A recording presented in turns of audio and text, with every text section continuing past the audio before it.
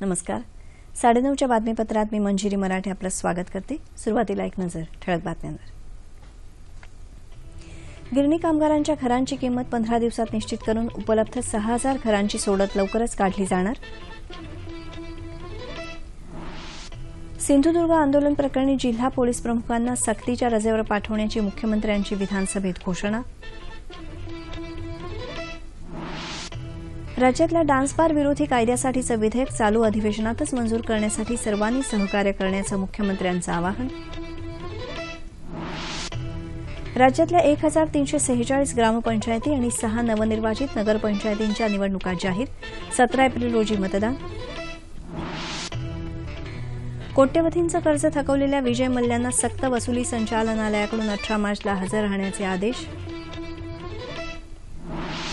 आणि 20 षटकांच्या विश्वचषक क्रिकेट स्पर्धेत पाकिस्तान अखेर होणार सामील.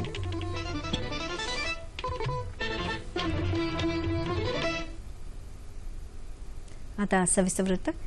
गिरणी कामगारांच्या घरांची किंमत येत्या 15 दिवसात निश्चित करून उपलब्ध 6000 घरांची सोडत लवकरच काढली जाईल अशी घोषणा मुख्यमंत्री देवेंद्र फडणवीस यांनी केली.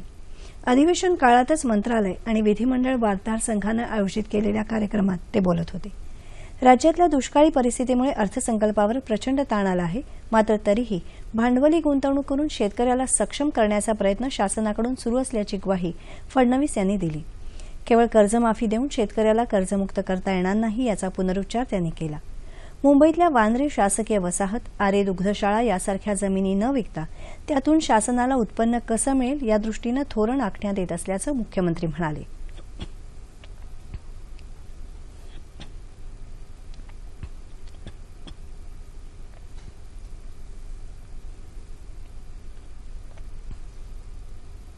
देशी बाळामध्ये जे काही ट्रायल्स आहेत त्या संदर्भातला प्रस्ताव आमच्याकडे आलेला आहे.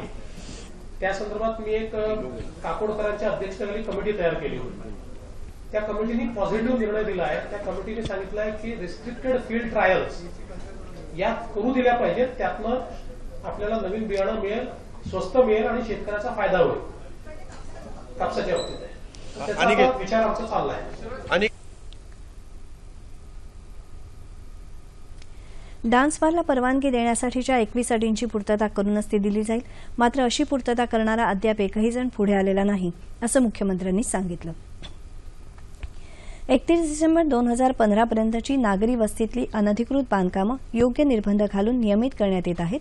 मात्र त्याला उच्च न्यायालयाची मंजुरी लागेल असं देवेंद्र फडणवीस यांनी या वार्तालापात सांगितल्याचं आमचे प्रतिनिधी मिलिंद लिमये यांनी म्हटलं आहे.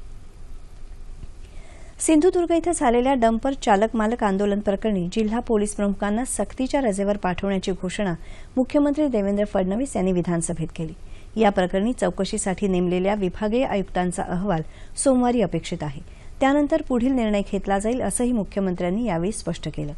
या आंदोलनाबाबतच्या मुद्द्यावरून विधानसभेत प्रचंड गदारोळ झाल्यानं कामकाज 4 वेळा तहकूब करावं लागलं होतं. राज्यात कापसाच्या बीटी बियाणांचे दर प्रति पॅकेट कमी करण्यात आल्याची घोषणा कृषी मंत्री एकनाथ खडसे यांनी आज विधानसभेत एका निवेदनाद्वारे केली असल्याची माहिती आमच्या प्रतिनिधी सरस्वती कुवळेकर यांनी दिली आहे. गिरणी कामगारांच्या घरांच्या प्रश्नावर मुंबईत झालेलं जेल भरो आंदोलन मुख्यमंत्र्यांच्या आश्वासनानंतर आज स्थगित करण्यात आलं. 15 दिवसांमध्ये तयार घरांच्या किमती ठरवून लवकरच सोडत काढण्याचं आश्वासन मुख्यमंत्री देवेंद्र फडणवीस यांनी गिरणी कामगारांच्या शिष्टमंडळाशी चर्चा करताना दिलं. तसंच 1 लाख गिरणी कामगारांना घरं देण्यासाठी MMRDAला प्रारूप तयार करण्याचे आदेश दिल्याचं मुख्यमंत्र्यांनी सांगितलं. गिरणी कामगारांच्या घरांच्या न्याय्य मागणीवर राज्य सरकारनं घोर निराशा केल्यानं 6 कामगार संघटनांनी एकत्र येऊन मुंबईत आझाद मैदानात जेल भरो आंदोलन सुरू केलं होतं. जोपर्यंत राज्य सरकार कोणताही सकारात्मक निर्णय घेत नाही तोपर्यंत हे आंदोलन मागे न घेण्याचा निर्धार कृती समितीनं केला होता.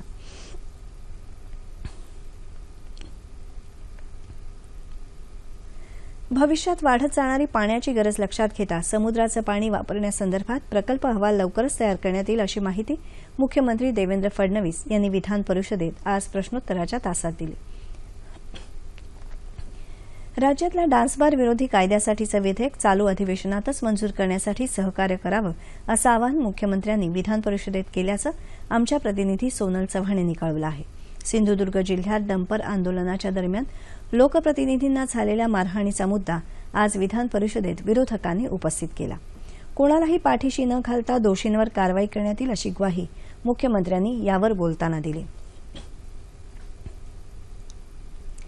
गडचिरोली जिल्ह्यातील एटापल्ली उपविभागामध्ये मौजे हेड्री गावात नक्षलवाद्यांशी झालेल्या चकमकीत एक पोलीस शहीद झाला. हेड्री इथं आज आठवडी बाजार होता. बाजार तळावरच नक्षलवाद्यांचा घातपात करण्याचा कट होता. पोलिसांनी हा कट उधळून लावण्याचा प्रयत्न केला. त्यावेळी झालेल्या गोळीबारात पोलीस दलातील दीपक मुकुंद शेडमाके शहीद झाले. बँकांची कर्ज थकवलेले उद्योगपती विजय मल्ल्या देशाबाहेर गेल्याच्या मुद्द्यावरून राज्यसभेत आज विरोधक आणि सत्ताधाऱ्यात शाब्दिक चकमक झाली. सीबीआयच्या लुकआउट नोटीसमध्ये अटक या शब्दाऐवजी माहिती द्यावी अशा अर्थाचा बदल केल्याचा मुद्दा विरोधी पक्षनेते गुलाम नबी आझाद यांनी उपस्थित केला. मल्ल्या यांना देशाबाहेर कसं जाऊ दिलं असा सवाल काँग्रेस प्रवक्ते रणदीप सिंग सुरजीवाला यांनी संसद भवनाबाहेर वार्ताहरांशी बोलताना उपस्थित केला. ज्या पद्धतीनं मल्ल्या देशाबाहेर गेले त्यावरून सरकारनं त्यांना मदत केल्याचं दिसून येत असल्याचा आरोप त्यांनी केला. त्यांना वाचवण्याऐवजी केंद्र सरकारनं त्यांच्याकडून कर्ज वसुलीसाठी पावलं उचलायला हवी होती असंही ते म्हणाले. सरकारविरोधात प्रश्न उपस्थित करण्याऐवजी काँग्रेसनं भूतकाळात डोकावून पाहावं असं संसदीय कामकाज राज्यमंत्री मुख्तार अब्बास नक्वी यांनी सांगितलं. दरम्यान शेतकरी आत्महत्या थांबवण्यासाठी पीक उत्पादकता वाढवणं हा केवळ एकच उपाय नाही तर पंतप्रधान पीक विमा योजनेसारख्या योजनाही त्यांना हे टोकाचं पाऊल उचलण्यापासून परावृत्त करू शकतात असं केंद्रीय कृषी मंत्री राधामोहन सिंग यांनी राज्यसभेत सांगितलं. आज लोकसभेत आधार विधेयकाला मंजुरी देण्यात आली. आधार कार्डाला वैधानिक दर्जा देणाऱ्या या विधेयकामुळे सरकार कोट्यवधी रुपयांची बचत करू शकणार आहे. सरकारमार्फत दिलं जाणारं अनुदान थेट लाभार्थ्यांच्या खात्यात जमा करताना होणारी गळती बंद होऊ शकणार आहे असं केंद्रीय वित्तमंत्री अरुण जेटली यांनी आज लोकसभेत सांगितलं. आधार विधेयकाचा लाभ केंद्राबरोबरच राज्य सरकारांनाही होणार असून अनुदानाचा गैरवापर थांबणार असल्याचं जेटली यांनी यावेळी सांगितलं. बँकांची कोट्यवधी रुपयांची कर्ज थकवलेले उद्योगपती विजय मल्ल्या यांना सक्तवसुली संचालनालयानं हजर राहण्यासाठी आज समन्स बजावलं आहे. मुंबईत सक्तवसुली संचालनालयाच्या अधिकाऱ्यांसमोर 18 मार्चला हजर राहावं असं समन्समध्ये म्हटल्याची माहिती अधिकृत सूत्रांनी दिली आहे. आयडीबीआय बँक प्रकरणी प्रिव्हेन्शन ऑफ मनी लॉन्डरिंग कायद्याअंतर्गत हे समन्स बजावण्यात आलं आहे. दरम्यान दिवाळखोरीत गेलेल्या किंगफिशर एअरलाईन्सचे माजी मुख्य वित्तीय अधिकारी ए रघुनाथन आज मुंबईतल्या सक्तवसुली संचालनालयाच्या कार्यालयात हजर झाले. मनी लॉन्डरिंग प्रकरणी त्यांच्यावर समन्स बजावण्यात आलं होतं. आयडीबीआय बँक आणि विजय मल्ल्या यांच्या मालकीच्या किंगफिशर एअरलाईन्सच्या काही अधिकाऱ्यांनाही समन्स बजावण्यात आलं आहे. या अधिकाऱ्यांकडून गेल्या 5 वर्षातील आयकर विवरणपत्र आणि व्यक्तिगत आर्थिक तपशील मागवण्यात आला आहे. जगाला देण्यासारखं भारताकडे खूप काही असून उपनिषदांपासून उपग्रहांपर्यंत आपल्या देशानं पल्ला गाठला आहे. संपूर्ण दुनिया केवळ आर्थिक हितांमुळे जोडली जाऊ शकत नाही तर मानवी मूल्यांना जोडणाऱ्या सांस्कृतिक दुव्याची आवश्यकता असते असं प्रतिपादन पंतप्रधान नरेंद्र मोदी यांनी आज नवी दिल्ली इथं यमुना तीरी आयोजित करण्यात आलेल्या विश्व सांस्कृतिक महोत्सवात केलं. आर्ट ऑफ लिव्हिंग संस्थेनं आयोजित केलेल्या विश्व सांस्कृतिक महोत्सवात 155 देशातले 35,000पेक्षा जास्त कलाकार सहभागी होत आहेत. 3 दिवस चालणाऱ्या या महोत्सवाचा प्रारंभ आज सायंकाळी वेदमंत्रांच्या घोषांनी झाला. त्यानंतर बासुरी वादन, पखवाज वादन झालं. 1700 कलाकारांनी भरतनाट्यम सादर केलं.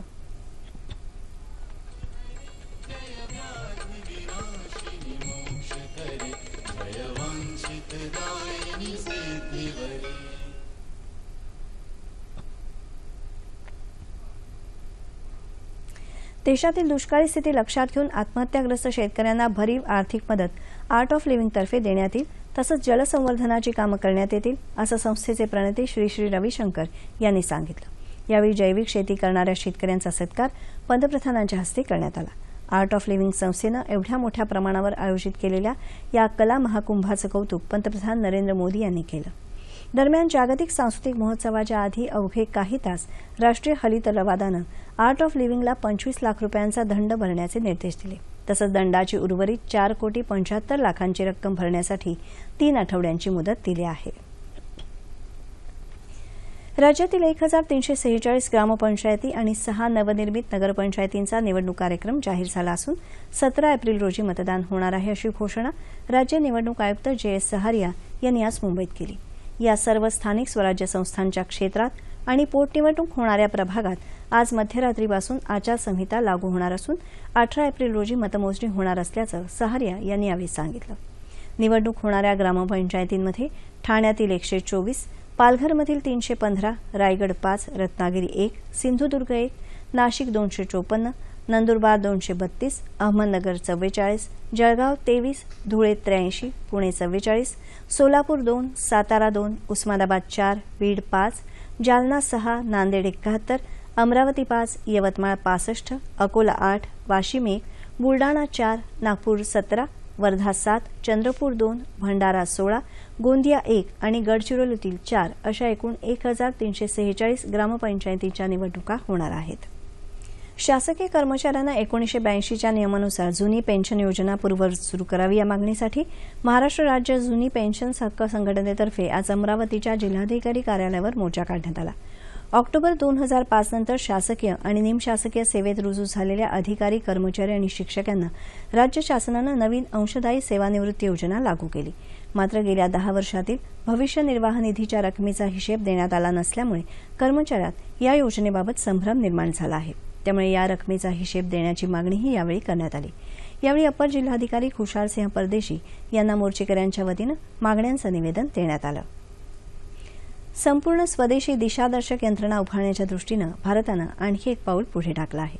दिशादर्शक उपग्रहांच्या मालिकेतील 6व्या उपग्रहाचं काल यशस्वी प्रक्षेपण करण्यात आलं.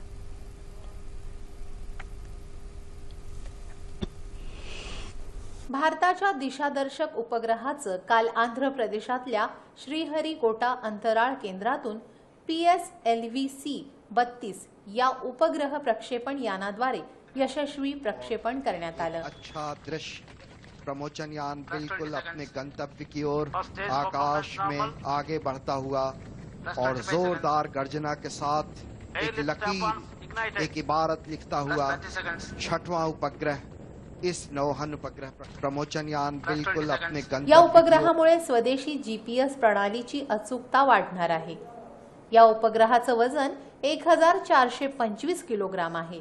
यासाठी 1420 कोटी रुपये खर्च आला आहे. या उपग्रहाला लावलेल्या स्वयंचलित घड्याळामुळे वेळ आणि ठिकाणाची माहिती मिळू शकणार आहे. 1500 किलोमीटरच्या क्षेत्रात योग्य दिशा दाखवण्याचं काम हा उपग्रह करणार आहे. IRNSS प्रणालीतला हा 6वा उपग्रह आहे.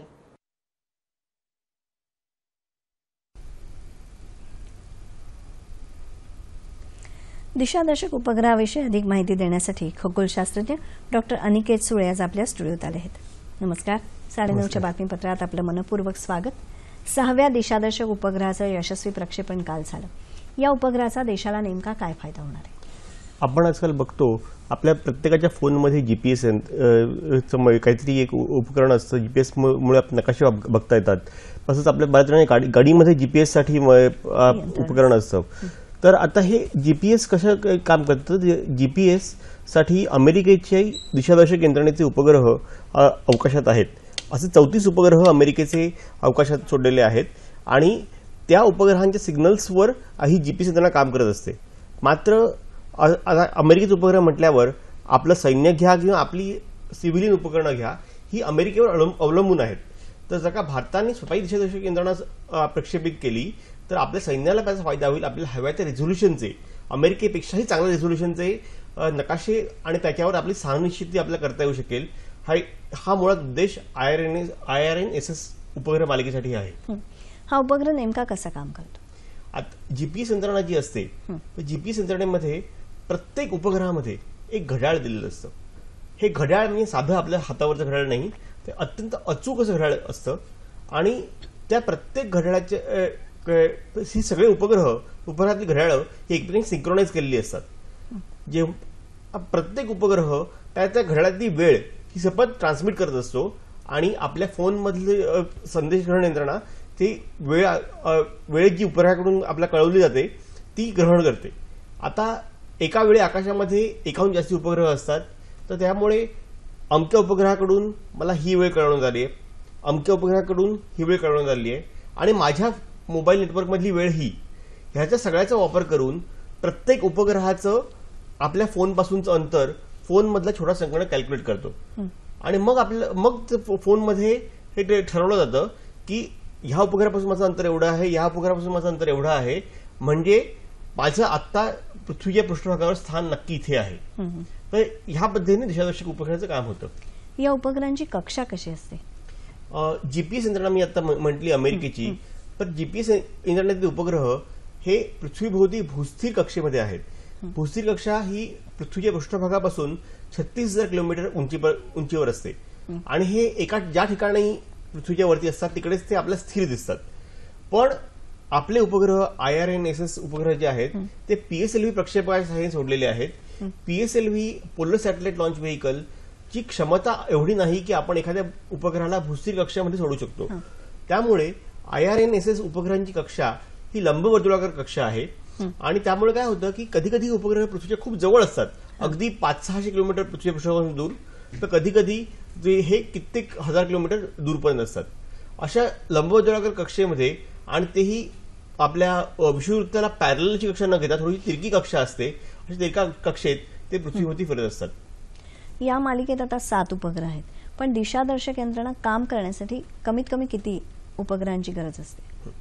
आपण जेव्हा आपल्या सभोवताली जागेमध्ये वस्तूंचं स्थान आपण स्पेसिफाय करतो तेव्हा आपण गणितात शिकलोय की कुठच्याही वस्तूचे आपण 3 कोऑर्डिनेट सांगतो, एक्स, वाय आणि झेड. तर त्याच्याबरोबर चौथा कोऑर्डिनेट आपण म्हणूया की वेळ. एखादी वस्तू एखाद्या एक्स, वाय, झेड कोऑर्डिनेट्सला इतक्या ह्या वेळी आहे, तर असे 4 कोऑर्डिनेट्स आपल्याला इक्वेशनमध्ये घालायला लागतात. म्हणून आपल्याला किमान 4 उपग्रह कुठच्या वेळी आपल्या आकाशात असणं आवश्यक आहे. आपल्या IRNSS उपग्रहांची कक्षा ही लंबवर्तुळाकार असल्यामुळे काय होतं की कधी कधी ते ह्या उपग्रहांचा पिरियड देखील 24 तासाचा आहे, पण लंबवर्तुळाकार कक्षेमुळे कधी कधी ते थोडेसे पुढे किंवा मागे असू शकतात, भारताच्या आकाशात नसतील. त्यामुळे असं होतं की ह्या 7 पैकी किमान 4 उपग्रह कमीत कमी आपल्या आकाशात असणं आवश्यक आहे, तर आपली दिशादर्शक यंत्रणा काम करेल. आणि हे थोडे पुढे मागे होऊ शकतात म्हणून आपण 4 7 उपग्रह जोडतोय. आपल्याला हे दिसू शकतात? ऍक्च्युली आपले बरेचसे कृत्रिम उपग्रह जे आहेत ते संध्याकाळच्या आकाशामध्ये किंवा सकाळच्या पहाटेच्या आकाशामध्ये आपल्याला दिसू शकतात. म्हणजे सूर्याचा प्रकाश त्यांच्यावरून जेव्हा परावर्तित होतो तेव्हा आपल्याला ते असं आकाशात फिरताना एक छोटंसं ब्राईट डॉट असं आकाशात पुढे पुढे जाताना दिसतो. दिशादर्शक उपग्रहांचं यशस्वी प्रक्षेपण आणखीन कोणत्या देशांनी केलं? अमेरिकेचा उल्लेख आपण केलाच. रशियाची यंत्रणा आहे, त्याचबरोबर युरोपियन देशांनी एकत्र येऊन ही गॅलिलिओ सॅटेलाइट नेव्हिगेशन सिस्टीम सुरू केलेली आहे. आता यापुढे भारताची त्यात भर पडेल. जशी आपली दिशादर्शक यंत्रणा आहे तसं आपल्या रिमोट सेन्सिंग सॅटेलाइट्सचा वापर करून आपण भुवन नावाचं जी संगणक प्रणाली सॉफ्टवेअर विकसित केलेलं आहे. तर भुवन हे गुगल मॅप सारखं आहे. गुगल मॅपमध्ये जसे एखाद्या जागेचा अख्खा नकाशा दिलेला असतो आणि आपल्याला कुठच्याही जागेचा नकाशा मॅपमध्ये बघता येतो, तसंच भुवनमध्ये नकाशे दिसतात आणि हे गुगल मॅपपेक्षा चांगल्या क्वालिटीचे नकाशे आहेत. आतापर्यंत ते नकाशे फक्त आपण नकाशा म्हणून बघू शकतो, पण त्याच्यावर आपलं स्थान आपल्याला दिसू शकत नव्हतं. आता IRNSS ची यंत्रणा काम करू लागल्यानंतर आपल्याला त्या भुवन नकाशामध्ये आपलं स्थान कुठे आहे हे आपल्याला दिसू शकेल आणि आपली प्रणाली ही जगातल्या इतर कुठच्याही प्रणालीपेक्षाही चांगल्या प्रतीची प्रणाली आपण जगाला दाखवू शकू. भुवन तुम्ही बघायला गेलात तर इस्रोच्या वेबसाईटवरून सॉफ्टवेअर डाउनलोडही करता येतं की तुमच्या मोबाईलमध्ये ते ऍप म्हणून देखील तुम्हाला भुवन इन्स्टॉल करता येतं. असं इस्रोचे असे अनेक सॉफ्टवेअर्स म्हणा किंवा त्यांचे नकाशे म्हणा किंवा त्यांनी आपल्या शेतकऱ्यांसाठी किंवा आपल्या मच्छीमारांसाठी केलेली वॉर्निंग सिस्टीम्स, ह्या इतर अनेक गोष्टींमध्ये इस्रो खरोखर खूप चांगलं काम करतंय. फक्त आपल्याला माहिती नसतं की हे आपलं इन्फॉर्मेशन आपल्याकडे येते ती इस्रोकडून आलेली आहे ते आपल्याला माहिती नसतं. पण इस्रो जेवढं काम आपल्या देशाच्या प्रगतीत जेवढा हातभार लावलेला आहे ते खरोखर वाखाणण्यासारखं आहे. म्हणजे आपण आता गुगल मॅप्सच्या ऐवजी भुवन मॅप्स वापरू शकतो. कधीपासून वापरता येतील आपल्याला? 7वा उपग्रह या वर्षीच सोडला जाईल. त्याच्यानंतर ही यंत्रणा काम करू लागेल. थोडं टेस्टिंग फेज वगैरे पुढच्या वर्षीपर्यंत मला वाटतं की आपण नक्कीच वापरू शकू. हेच ऐकायलाच खूप छान वाटतंय. म्हणजे खूप चांगली प्रगती आपल्या देशाची या क्षेत्रात नक्कीच आहे. आज या निमित्तानं माहिती देण्यासाठी आपणाला मनपूर्वक आभार. विश्वचषक T20 क्रिकेट स्पर्धेत पाकिस्तानचा संघ सहभागी होणार की नाही याबद्दलची अनिश्चितता आता संपुष्टात आली असून पाकिस्तानी संघ दुबई मार्गे भारतात येणार आहे. पाकिस्तान सरकारनं आपल्या संघाला भारतात सामना खेळण्यास हिरवा कंदील दाखवला आहे. विश्वचषक स्पर्धेसाठी भारतात येणाऱ्या प्रत्येक संघाला सुरक्षा देण्यात येईल असं बीसीसीआय अर्थात भारतीय क्रिकेट नियामक मंडळानं आधी स्पष्ट केलं आहे. भारत आणि पाकिस्तान यांच्या दरम्यान धरमशालाऐवजी आता कोलकातामध्ये सामना रंगणार आहे.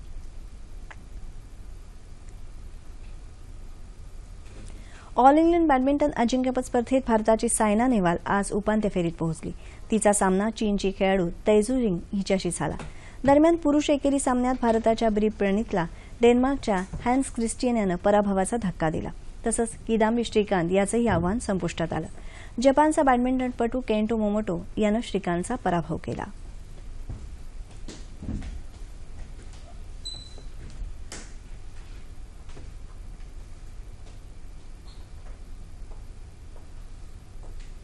हवामान. येत्या 3 ते 4 दिवसात देशात काही भागात विजेच्या कडकडाटासह वादळी पाऊस तसंच काही ठिकाणी गारांचा पाऊस होण्याची शक्यता हवामानशास्त्र खात्यानं वर्तवली आहे. राज्यामध्ये विदर्भात वादळी पाऊस होईल असा अंदाज आहे. देशाच्या उत्तर पश्चिमी भागात पर्वतीय क्षेत्रात तसंच बिहार, झारखंड आणि पश्चिम बंगालमधील गंगाकाठच्या गावांना वादळी पावसाचा जोरदार फटका बसण्याची शक्यता हवामान खात्याचे महासंचालक LS राठोड यांनी वर्तवली आहे. शेतकऱ्यांनी पिकाची काढणी केली असेल तर धान्य सुरक्षित जागी हलवावं तसंच पाण्याच्या निचऱ्याची योग्य व्यवस्था करावी असा सल्ला हवामान खात्यानं दिला आहे. राज्यात विदर्भ, कोकण, मध्य महाराष्ट्र, मराठवाड्याच्या तुरळक भागात मेघगर्जनेसह पाऊस पडण्याची शक्यता हवामान खात्यानं वर्तवली आहे. तापमान अंश°C. मुंबई कमाल 36, किमान 22. नागपूर 39 आणि 21. पुणे 38 आणि 17. औरंगाबाद 38 आणि 17. नाशिक 37 आणि 16. कोल्हापूर 37 आणि 23. रत्नागिरी 33 आणि 21. सोलापूर 41 आणि 25. अमरावती 39 आणि 21. ठळक बातम्या पुन्हा एकदा. गिरणी कामगारांच्या घरांची किंमत 15 दिवसात निश्चित करून उपलब्ध 6,000 घरांची सोडत लवकरच काढली जाणार. सिंधुदुर्ग आंदोलन प्रकरणी जिल्हा पोलीस प्रमुखांना सक्तीच्या रजेवर पाठवण्याची मुख्यमंत्र्यांची विधानसभेत घोषणा. राज्यातल्या डान्सबार विरोधी कायद्यासाठीचं विधेयक चालू अधिवेशनातच मंजूर करण्यासाठी सर्वांनी सहकार्य करण्याचं मुख्यमंत्र्यांचं आवाहन. राज्यातल्या 1,346 ग्रामपंचायती आणि 6 नवनिर्वाचित नगरपंचायतींच्या निवडणुका जाहीर. 17 एप्रिल रोजी मतदान. कोट्यवधींचं कर्ज थकवलेल्या विजय मल्ल्यांना सक्त वसुली संचालनालयाकडून 18 मार्चला हजर राहण्याचे आदेश. आणि 20 षटकांच्या विश्वचषक क्रिकेट स्पर्धेत पाकिस्तान अखेर होणार सामील.